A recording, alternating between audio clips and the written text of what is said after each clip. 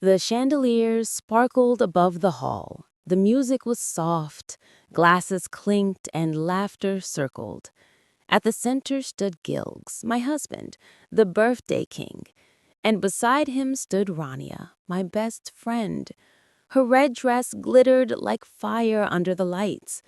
Her smile was sweet, but her eyes betrayed a secret. Everyone thought she was just a guest, a friend, but I knew the truth. I had known for months. To the world, we were the perfect family. 8 years of marriage, a beautiful daughter, Lena, a home full of laughter, vacations, anniversaries, photos on social media. People envied us. Gilds is such a loyal man, they'd whisper. You're lucky to have a friend like Rania. I smiled when they said it, but inside, I bled. Because I had seen the late-night messages. I had smelled the perfume on his shirt. I had caught them whispering in my kitchen when they thought I wasn't home. The two people I trusted most had stabbed me with the same knife. And tonight, I would twist that knife back. Tonight wasn't just Gilg's birthday. It was the night his mask and Rania's would burn.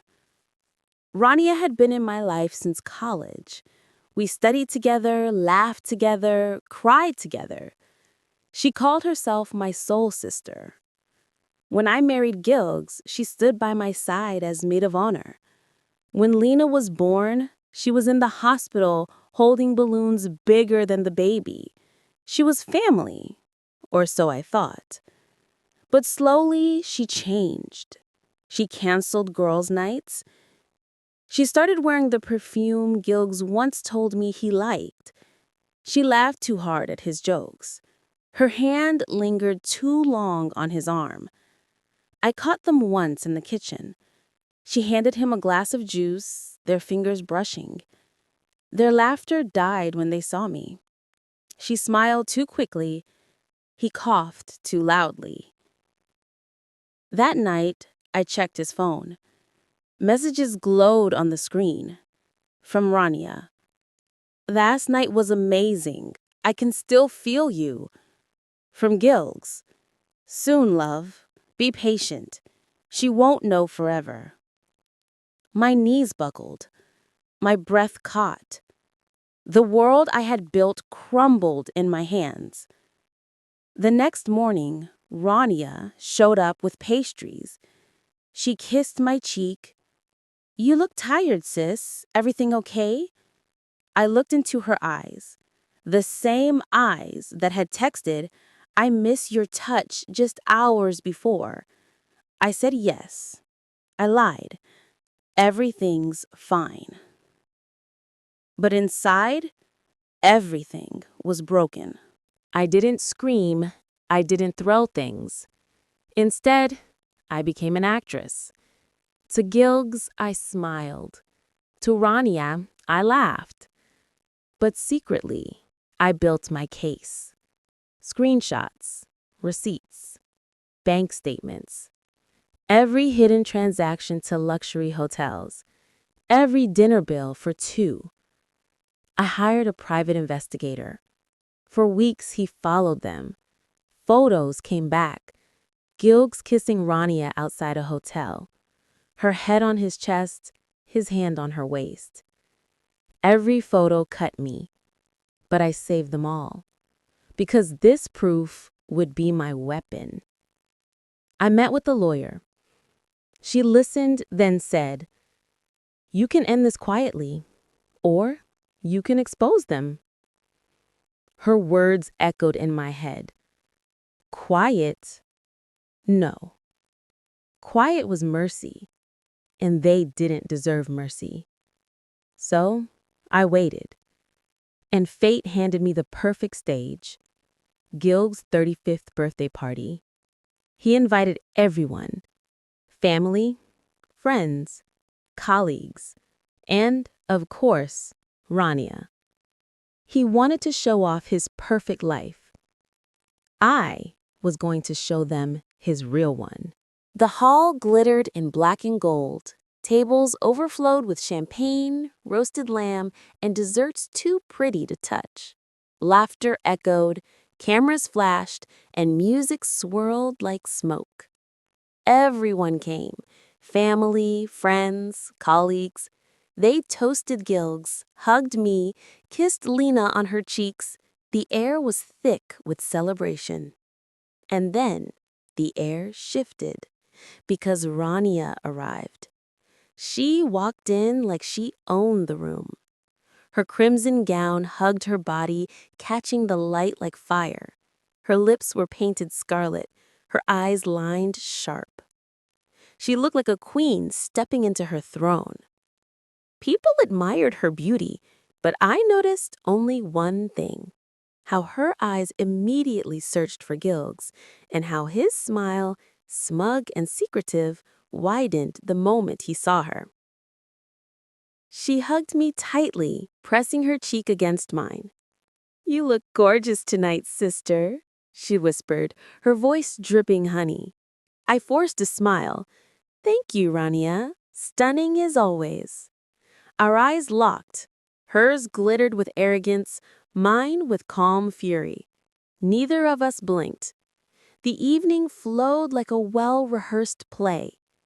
Gilds played the devoted husband, kissing my cheek, holding my waist for photos, smiling like a man proud of his perfect family. Rania played the loyal friend, laughing too sweetly, clinking her glass against mine, praising Gilgs in front of others. But I caught the cracks in their act, the stolen glances, the secret smiles, the way his hand brushed hers as they passed plates across the table. My fists clenched under the cloth, but my face was still the perfect mask, because I knew the curtain was about to drop. The band quieted, the hall dimmed. All eyes turned to the stage where the cake sat, its 35 candles flickering. Gilgas stepped forward, glass in hand. "Thank you all for being here tonight," he began, voice full of charm. "I'm blessed with so much: success, family, friends, and my wife, my rock." He turned to me, smiling like he believed his own lies. The crowd clapped warmly. "And of course," he continued, glancing at Rania, "our dearest friend, Rania, always by our side, through thick and thin." The crowd cheered again. Rania lowered her gaze, pretending to be shy, though I saw her lips twitch into a smile. The audacity almost made me laugh. He ended his toast with, "To love, loyalty, and forever." Glasses raised, the hall echoed, "To forever." Then he handed me the microphone. "Say something, love," he said, confident, arrogant. He thought the night belonged to him, but it belonged to me. I stepped forward, microphone in hand. "Thank you all for coming," I began softly. "This party means so much, but birthdays aren't just about age. They're about truth. And tonight, I want to give Gilgas a gift he'll never forget." The crowd murmured, puzzled. Gilgas' smile faltered. Rania shifted in her seat, frowning. I clicked the remote in my hand. The projector screen behind me lit up. First photo: me, Gilgas, and Lena on vacation. Happy smiles, perfect family. The crowd smiled warmly. Then the second slide appeared. A message. From Rania. "Last night was incredible. I can still feel you." Gasps erupted. The room shifted.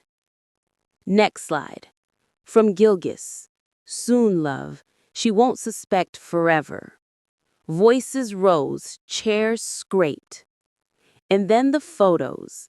Gilgas and Rania outside a hotel, kissing, holding hands, her head on his chest. The hall exploded. Gasps, shouts, phone snapping photos, whispers like fire spreading through dry grass. I turned to the microphone again. "This," I said, my voice calm, steady, cutting through the chaos, is the truth I've been carrying. The betrayal of a husband and the betrayal of a best friend. The room went silent. Even the band froze. And then Lena's innocent voice rang out from the front row. "Mommy, why is Daddy kissing Auntie Rania on the big screen?" The silence that followed was louder than thunder. Gilgis shot to his feet. "This isn't what it looks like," he shouted, desperate. His voice cracked, his eyes wild. But the proof glowed behind him. Rania trembled, her glass slipping, crashing to the floor. I, I can explain," she stammered, but no one listened. The crowd murmured in disgust. With her best friend? Shameful. Unbelievable. I placed the microphone on the table. The sound echoed like a judge's gavel. The lie was dead. The hall was chaos. People whispered, some shook their heads, others pulled out their phones. My mother covered her mouth, tears glistening in her eyes. Gilg's colleagues looked at him with disgust, muttering under their breath. His boss left in silence, face stern, already judging. Rania burst into tears. She grabbed her purse and bolted toward the door, her heels clattering like a guilty heartbeat. "Rania, wait!" Gilg shouted after her. But she didn't stop. She didn't even look back. He turned on me then, his face pale, eyes wild. "You planned this? You humiliated me?" I met his gaze, calm, steady. "No, Gilgs. You humiliated yourself. I just turned on the lights." The crowd erupted. Some clapped, others gasped, but no one defended him. Not one person. That night ended not with music, not with dancing, but with whispers that followed Gilgs like a curse. By morning, the photos and screenshots had spread across social media. The whispers became headlines. The perfect husband was now the cheating liar.